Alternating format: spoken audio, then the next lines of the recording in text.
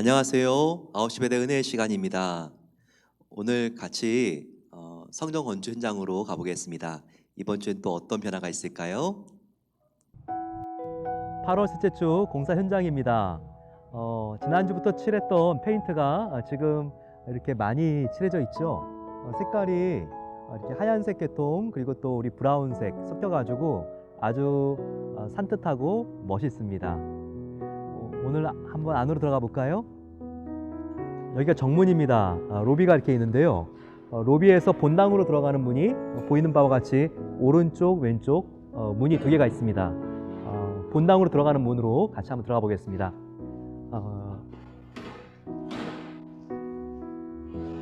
이렇게 가게 되면 지금 본당으로 들어가는 문 입구가 나오죠. 여기가 안으로 들어가게 되면요 미디어실입니다. 미디어실로 이제 올라가게 되면 여기서 이제 모든 영상 대회에 필요한 우리 이제 음향 지원들을 이 방에서 하게 됩니다. 그리고 여기 안으로 들어가게 되면 이제 대예배실이 다 준비가 됐죠. 그래서 저 위에 천정을 보시게 되면요, 에어컨과 히링이 되고 순환이 되는 배기관들이 이렇게 천장에 지금 다 세팅이 됐습니다. 그리고 그 위를 보게 되면 시커먼 지금 이렇게 자재가 나와 있는데 더워도 위가 콘크리트라도 덥지 않도록 이렇게 시원하게 지금 열을 차단해 주죠. 그래서 굉장히 지금 에어컨이 없는데 선선한 것을 내부에서 느낄 수가 있어요. 로비의 오른쪽으로 가게 되면 여기가 교육관입니다. 교육관 1층이 나오는데요. 지금 벽이 이렇게 합판으로 다 만들어져 가지고 이제 지금 이 통로가 다 보입니다. 앞으로 이제 이 복도가 어떻게 될지 우리가 다 지금 볼 수가 있죠. 보시게 되면 여기가 지금 우리 영화부실인데요. 이 안을 보시게 되면 이 안에 지금 합판이 있고 또 따뜻하게 솜이 있는 이렇게 지금 보온 효과를 내주게 되고요. 여기에 또 한 겹이 덮여가지고 이제 방이 되는 겁니다. 그래서 굉장히 따뜻하게 지금 겨울에 춥지 않고 그리고 여름에 덥지 않을 수 있도록 그렇게 공간이 준비되고 있습니다. 계속 힘차게 건물이 이제 올라가고 있고 이제 바깥에는 마무리가 되어가고 있는데요. 계속 기도해 주시면 우리가 효과적으로 계속 공정들이 순차적으로 은혜 가운데 진행될 것입니다. 오늘 같이 하나님 말씀 마가복음 2장입니다.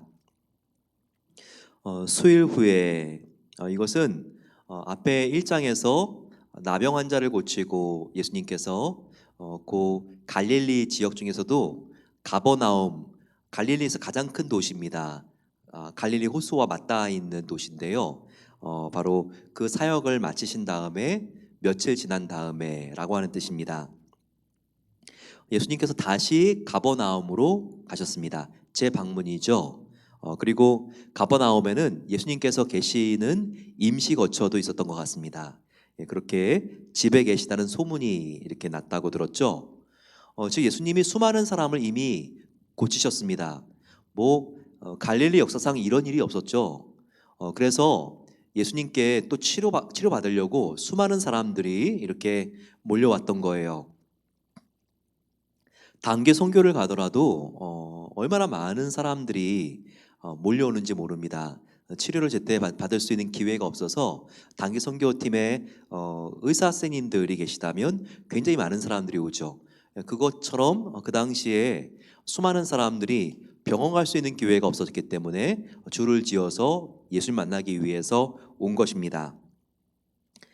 그런데 굉장히 한 중풍병자가 있었는데 좋은 친구를 가지고 있었어요. 그 친구들은 이렇게 중풍병에 걸린 친구가 건강하다가 이제는 일어나지도 못하니까 우리의 의학으로는 도대체 이 친구를 치료할 수가 없는데 이 친구를 예수님께 데려가 보자 생각을 했습니다. 그런데 예수님의 집까지 너무나 많은 사람들이 줄을 서 있는 거예요. 아마 정말 그 줄이 얼마나 길었는지 끝이 올 것 같지 않았습니다. 그래서 그들은 생각을 해내죠. 그래서 이 친구를 이제는 들것에 이렇게 그 친구를 올린 다음에 예수님이 계신 그 집에 지붕을 뜯어내 가지고 밧줄을 이용해서 그 친구를 예수님께로 내려보낼 생각을 했던 것입니다. 참 포기하지 않는 그들의 사랑은 어디서 나왔을까요? 바로 중풍병에 걸린 친구의 안타까움을 자기의 아픔으로 여긴 바로 그 사랑에 있지 않았을까요? 예수님이 사람들을 치료하고 있는데 지붕에서 막 사람들이 막 소리가 나더니 이렇게 볏짚들이 없어지고 거기에 사람 한 명이 달려서 내려옵니다. 보니까 중풍병에 걸린 환자예요. 그 친구들이 이렇게 지금 내 귀퉁이를 묶어가지고 줄에 매달아서 그 친구를 내려보낸 거죠. 예수님께서 그 모습을 얼마나 감동하셨을까요? 그래서 예수님께서 이 병자를 고쳐주십니다. 그런데 사랑하는 나의 형제여 일어나라 라고 말한 게 아니라 병을 고쳐주셨을 때 너의 죄가 사하여졌느니라 이렇게 말씀하시고 예수님께서 지금 치료하시는 것을 볼 수 있습니다. 여기에 대하여 논란이 많았어요. 이걸 듣고 있었던 사람들 중에서 예수님이 지금 누구인지 아직까지 잘 몰라요. 사역을 시작하신 지가 얼마 안 됐기 때문에. 그런데 바리새인과 서기관들도 여기 관심이 있어가지고 왔는데 그들이 깜짝 놀란 거예요. 아니, 인간이 지금 하나님을 모독하는 거야? 이거 완전 신성모독일세. 어떻게 하나님 흉내를 내? 어떻게 인간이 죄를 사해 줄 수 있어? 그런데 지금 여기 병을 고치는데 지금 죄가 사해졌다고 말해도 되는 거야? 깜짝 놀랐죠, 그들이요. 그리고 그들 마음속에 증오심이 생겼습니다. 예수님에 대해서 분개하는 마음이 생긴 거죠. 예수님은 지금 병을 고쳐주려고 그러는데 그들이 그렇게 마음을 삐뚤하게 가진 거예요. 그런데 이때 그들의 마음속에는 어떠한 심리가 있었을까요? 그들은 이런 마음이 있었는지 모릅니다. 그래, 지금 예수님께서 다른 병은 고칠 수 있어도 중풍은 고칠 수가 없으니까 지금 너의 죄가 사해졌다고 말하면서 얼렁뚱땅 넘어가려고 하는구나. 죄가 사해졌는지 사해지지 않았는지는 확인이 되지 않고 표시가 나지 않는 거니까 예수님이 이 환자를 고치는 것은 눈에 보이도록 증명을 해야 되니까 그렇게 할 수 없으니까 비겁한 예수님께서 그냥 얼렁뚱땅 못하는 것을 감추기 위해서 이렇게 너의 병이 고쳐졌다라고 말하지 않고 너의 죄가 사해졌느니라 이렇게 말한 거구나. 그들이 이렇게 중얼거렸을 것입니다. 하지만 여러분 한번 생각해 보세요. 예수님께서 지금 그 뒤에 말씀하십니다. 얘들아 한번 생각해 보렴. 나 예수가 중풍병자의 병이 나았느니라 말하는 것과 중풍병자의 죄가 용서받았느니라 라고 말하는 것 중에서 두 개 중에서 뭐가 더 어렵느냐. 여러분들 한번 생각해 보세요. 병이 나았다고 말하는 것과 죄가 용서받았다라고 말하는 것 중에서 어떤 것이 더 어렵습니까? 사실 정직하게 물어봤을 때 더 어려운 것은요, 우리가 병 고침을 받는 것보다 죄 용서를 받는 게 더 어렵습니다. 왜냐하면 죄를 용서해 주는 거는요, 우리의 원죄를 용서해 주는 거는요, 바로 사람이 아니라 하나님만 하실 수 있는 일이기 때문에 그런 것입니다. 병 고치는 게 어려워도 이 세상에 유능한 의사들 병 고치잖아요.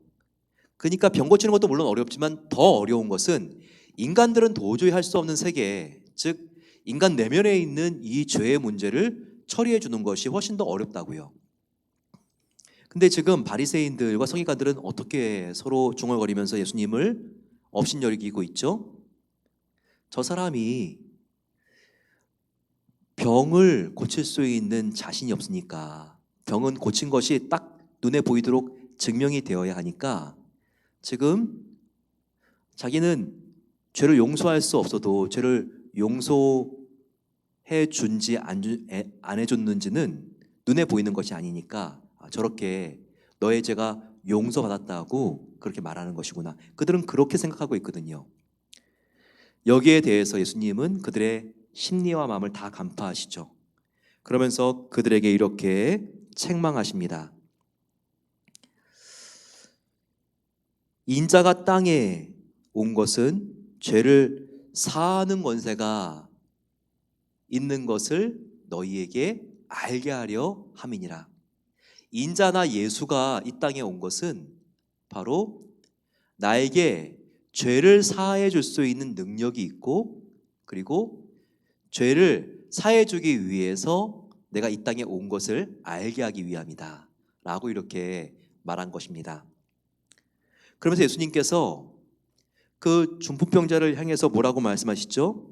내가 너에게 이르노니 일어나 너의 침상을 가지고 집으로 가라 하시니, 이렇게 말씀했을 때 어떤 놀라운 일이 일어납니까? 12절과 같이 그 환자가 그 자기의 침상을 가지고 그가 걸어가고 있습니다.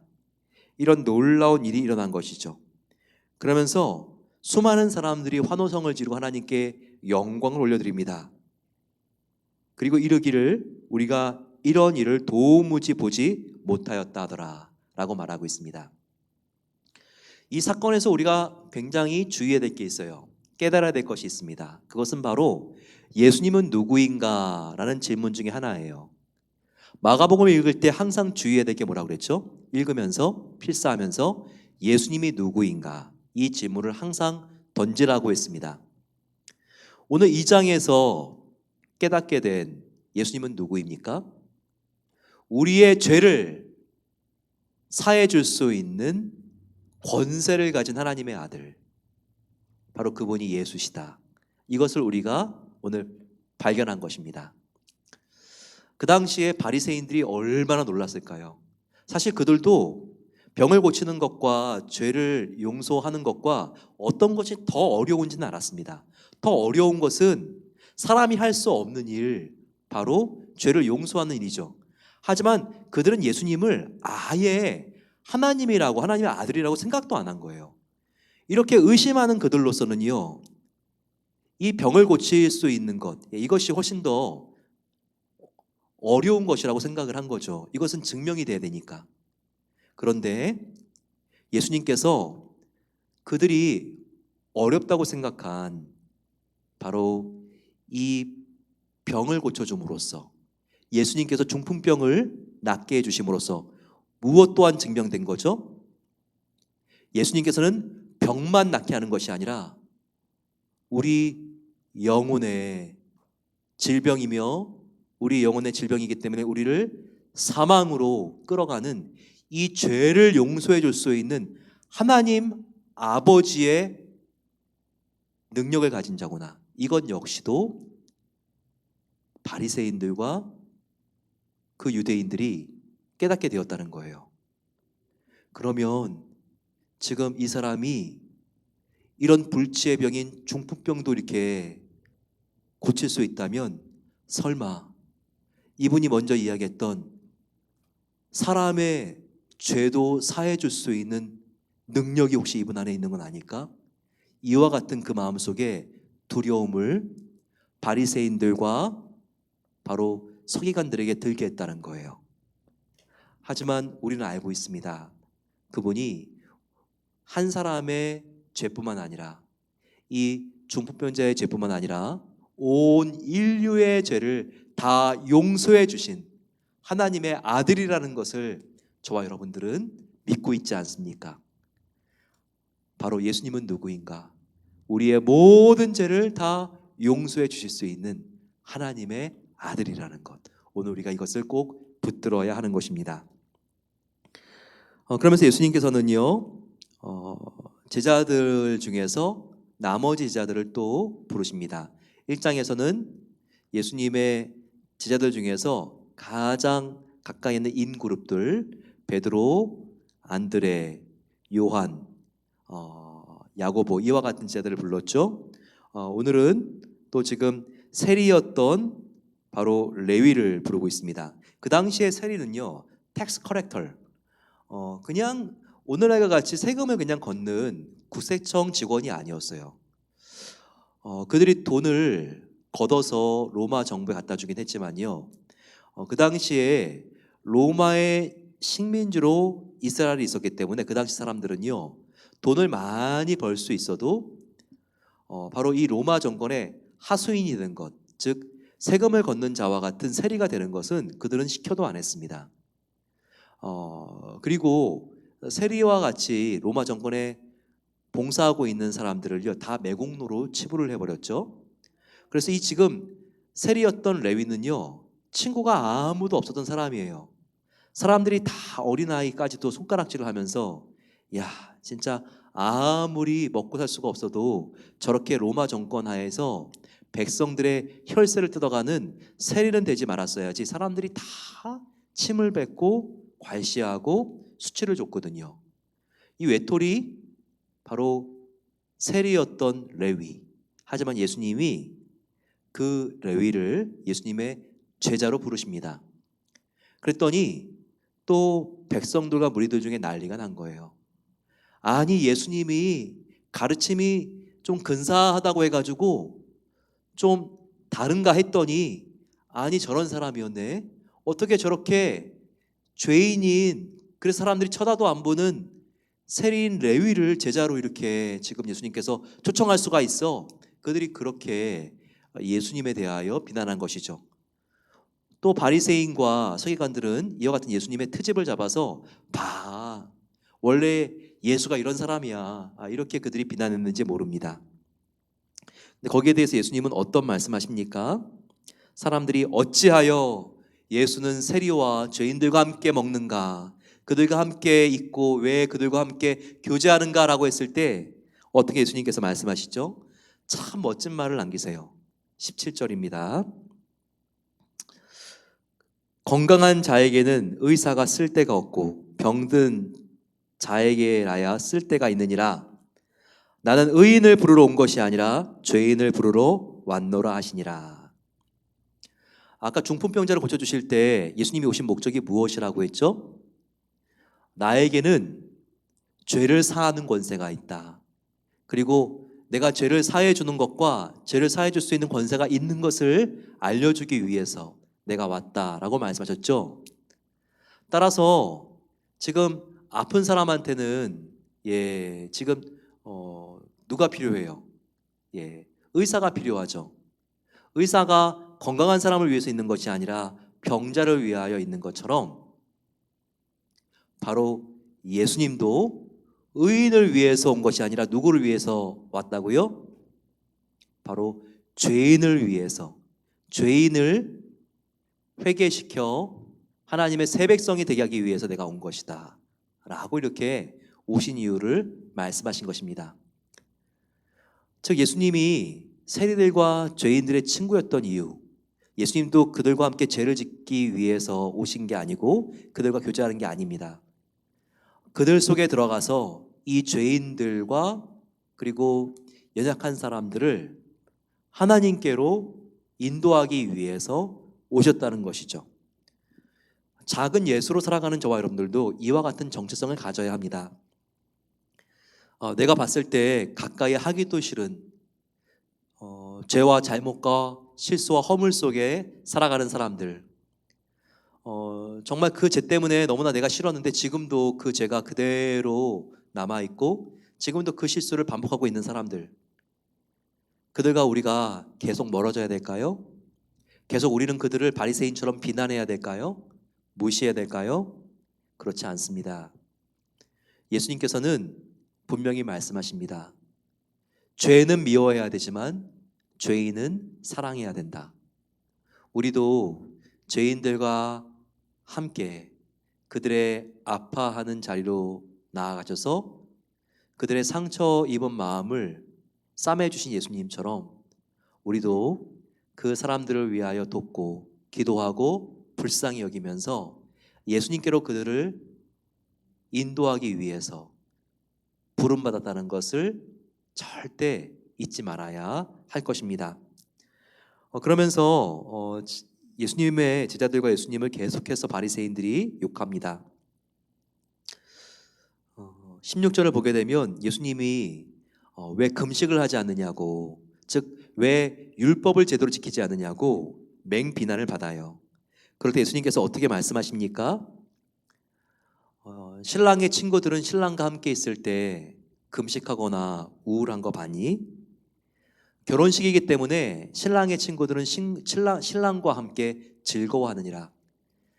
지금은 나 예수가 신랑이고 나와 함께 있기 때문에 나의 제자들은 금식하지 않아도 돼. 하지만 언젠가 내가 이 세상을 떠날 날이 올 것이다. 예수님은 지금 십자가에 죽으시고 부활하시고 승천하실 바로 그때를 지금 예견하시는 거예요. 그때가 되면 나의 제자들이 금식하고 울 날이 올 것이다. 하지만 지금은 바로 신랑인 나와 함께 있기 때문에 그들이 이렇게 금식하지 않고 기쁘게 지내도 괜찮다, 이렇게 말씀하신 것입니다. 그러면서 예수님과 함께 새로운 시대가 도래했다는 것을 예수님께서 강력하게 선포하세요. 어떻게 선포하십니까? 예수님께서는 생배를 낡은 배와 함께 붙이는 거 봤니?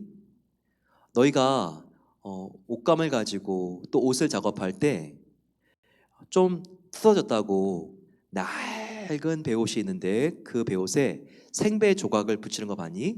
그러면 생배 조각이 그 낡은 옷을 끌어당겨서 옷이 더 찢어질 거야. 새로운 배는 새로운 배에 붙일 수 있어야 돼. 이와 똑같은 비유가 하나 더 있단다. 새 포도주는 헌 부대에 담아야 되니 아니면 새 부대에 담아야 하니? 새 포도주를 헌 부대 속에 담으면 헌 부대가 뜯어지면서 부대도 못 쓰게 되고 새 포도주도 다 땅에 스며들어서 낭비하게 될 거야. 새 포도주는 헌 부대가 아니라 새 부대에 담아야 돼. 그것처럼 내가 지금 선포하고 있는 이 복음은 새 복음이다. 율법, 금식 그런 조항은 이미 지나간 거야. 나의 이 복음을 옛날 형식인 율법에 담으려고 하지 마라. 이제 나와 함께 하나님의 나라, 새로운 시대가 도래했기 때문에 이제는 새로운 예배와 새로운 복음을 담을 수 있는 새로운 형식이 필요해. 이것을 예수님께서 역설해 주신 것입니다. 여러분, 복음은 변하지 않습니다. 우리가 시대가 지났다고 해서 예수님 외에 다른 것을 믿어야지 우리가 구원 얻는 게 아니에요. 복음은 변하지 않았어요. 복음은 오직 예수님이 나의 죄를 위하여 십자가에서 죽고 그분이 부활하신 것을 믿을 때 구원 얻는다는 것이 바로 복음이에요. 이 복음은 2000년이 지났지만 복음은 변하지 않았고 앞으로도 변하지 않을 것입니다. 하지만 이 복음은 변하지 않지만 복음을 담는 새 부대인 형식들은 변할 수 있어야 돼요. 이 형식은 무엇입니까? 지금의 청중들이 호흡하는 그와 같은 마음, 그리고 그들의 기호를 끌어당길 수 있는, 그들이 함께 소통할 수 있는 예배 형식일 수도 있습니다. 새 부대는 무엇입니까? 바로 복음을 담을 때 필요한 우리의 새로워진 마음도 바로 새 부대일 수 있습니다. 하지만 이 복음을 우리가 날마다 동일한 복음이지만 새롭게 느끼고 우리 마음에 부딪히는 살아있는 복음이 되기 위해서는 항상 이 형식이 새로운 형식이 될 수 있도록 창의적인 고민과 상상력을 우리가 가지고 계속 우리가 몸부림을 쳐야 되는 거예요. 여러분, 새로운 복음을 우리가 새 부대에 담을 수 있는 바로 그와 같은 성도, 그와 같은 교회가 될 수 있기를 축원합니다. 오늘 우리가 함께 하나님 앞에 나가 기도하겠습니다.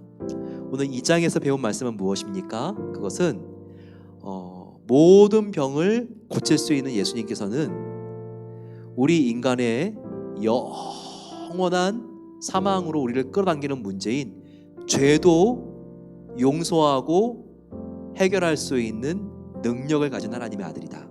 우리가 이것을 배웠습니다. 그렇다면 예수님께서는 완전히 의로운 자가 아니라 가장 낮은 죄인이라 할지라도 죄를 용서해 주시기 위해서 오신 것이 목적이기 때문에 하나님이 긍휼히 여겨 주십니다.